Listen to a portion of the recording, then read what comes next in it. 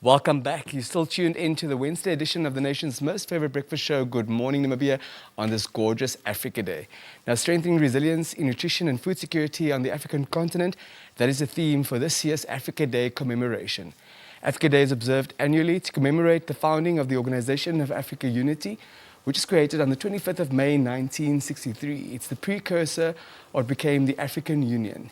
Africa, of course, as we know, has the youngest population in the world, with 70% of sub-Saharan Africa under the age of 30. Such a high number of young people is an opportunity for the continent's growth, but only if these new generations are fully empowered to realize their best potential.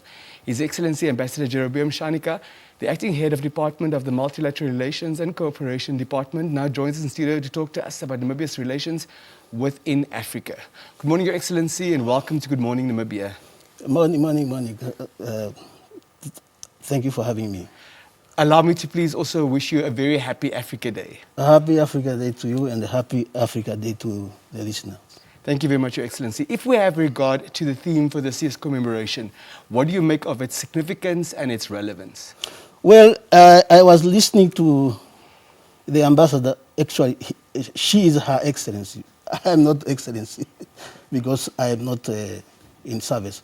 Although once a diplomat, always a diplomat. But His Excellency are for the ambassadors that are in service. Very well. Yeah. I was listening to the ambassadors, and she rightly pointed out that it is relevant. Why? Because without food, one is not fed. And a hungry person is an angry one. In a sense that you will not be able to be productive if you are hungry. So you are more likely to be sick or sickly, and you will not have energy. And there is also aspect of nutrition that talk to healthy living. And it is within the theme of the African that we want to and we desire, that we must have a healthy population to be productive and to enable us to drive the goal that we try to attain by 2063. Thank you very much. Even earlier than that. Thank you very much, sir. Now, tragically, some deem the African continent to be the dark continent. What do you make of that perception? Well, I think it is a paradox of depiction, or it's a contradiction to reality. I thought the Africans has got a sunshine inhabitants. How it is going to be a dark continent is something that I cannot understand. But I want to perhaps to just to take you that it was known as a dark continent, possibly because the explorers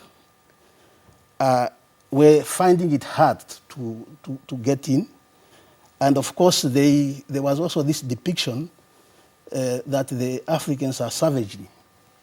To put it in a correct perspective, uncivilized. And that is why there was a writer by the name of Joseph Conrad who wrote a novel, In the Heart of Darkness, depicting Africa in a darkest the way, if you can put it. And that is Anga Chinua Achebe. And it was said that Chinua Achebe wrote the Things Fall Apart to respond, and they put the Africa in perspective with these Things Fall Apart. And there is also a well-known axiom of Chinua Achebe that until the lion have their own historian, the history of the hunt will always glorify the hunter. And it was because of the depiction that he did not like, and he tried to correct it by demonstrating the Africa that is true to itself. Now, how many of us can see the false depiction of Africa and say that is not the Africa that is being depicted. However, if and when we behave in a way that conform to the false narratives, we actually, by default, build blocks of fact of which those who want to depict us the same way will build a wall of opinion. And we perpetuate that. Exactly. Yeah. So it is upon us to ensure that these false depictions are corrected in the way Chinua Achebe did. If we can only raise up to the task and the responsibility so that this continent of ours will attain its glory and sit at the table with the international community as a respected continent. Thank you. And those who want to heed your call, who have not read Things Fall Apart, should then, of course, do so. Exactly. I think they will be encouraged to do so. Yes. Ambassador, talk to us about Namibia's contribution to the African continent. Well, Namibia is a part of Africa. Is a part of various continental, whether it's continental like the African Union, whether it is within the regional the regional organization SADC, it's playing a crucial role. First of all, in the agenda setting, because the contribution comes when you set the agenda. You sit in the discussion because you are able to influence decisions that are coming out there. And Namibia is very strong when it comes to Pan-Africanism.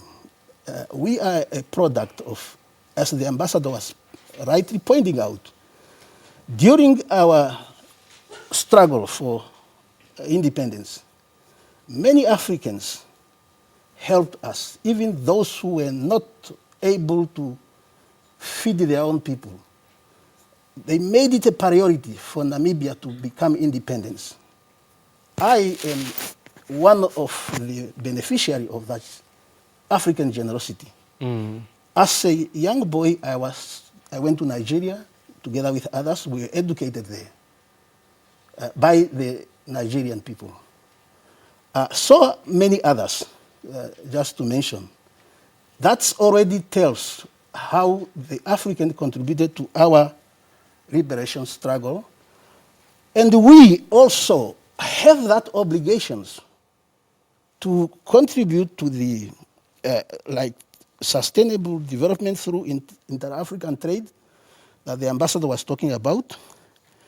And we are also serving we have served in the African Union Peace and Security Council before and since the 1st of April, we have started our 3-year term as member of the Peace and Security Council. And then we are also in the Committee of 10 that is pushing the reform of the Security Council, making the African position so that African can be given at least 2 permanent seats, veto and its privilege. And that's, of course, the UN Security Council. Yes, in the UN Security Council, yes. But that is an African position, of which Namibia is a member of those 10 heads of state to canvass for support. Besides, in the areas of peacekeeping, we have also played a role in the continent, in Liberia, in Eritrea, Ethiopia, and so many other places where the peace effort was needed to be restored. Thank you. And as you know, even in Darfur, our women peacekeepers have played a leading role. But one thing also, solidarity and the support for those that are seeking to exercise their inalienable right to self-determination. Thank you. Such as the people of Sahrawi. Thank you very much. If we look at being part of the conversation and possibly and potentially influencing the outcome, how are we faring in terms of our diplomatic missions on the African continent? Well, in terms of diplomatic mission in the continent, for example, we have spread, we have Algeria and Egypt missions that are covering North Africa. We have Senegal, Ghana, and Nigeria covering part of West Africa. Then we have the Republic of Congo and Democratic Republic of Congo covering Central Africa. Then we have Ethiopia and Tanzania covering the East Africa. Then we have Angola, Botswana, South Africa, Zambia, and Zimbabwe covering the Southern Africa. And we also have 3 consulates. One is in Ojiva, one is in Menonge, that is in Angola, and in Cape Town. So these consulates are helping, assisting our citizens who are either through trade or settlement or students. So they are taking care of them. Thank you very much. In conclusion, what is your message to Namibians on Africa Day, sir? Well, I can only say that Namibia, we must be very proud to be Africans. And we must always stand up as African and contribute whatever way we can contribute to make this continent a greater continent, just like others. Because any continent is built up by resilience of its own people. So we need to innovate ideas. We need to innovate solutions to problems. Let's look at the problem that surrounds us. And even our education system must also be geared to make sure that its education is tailored to the need and aspiration of us as Africans. Thank you. So that we will be able to make this continent a great continent and not as a dark continent that others want to depict. Thank you very much for your time. Happy Africa Day once again. Happy Africa Day to you and happy Africa Day to the listeners. Thank you very much. Thank you. The words of Ambassador Jeroboam Shaanika. As Namibians, we need to be proud to be African.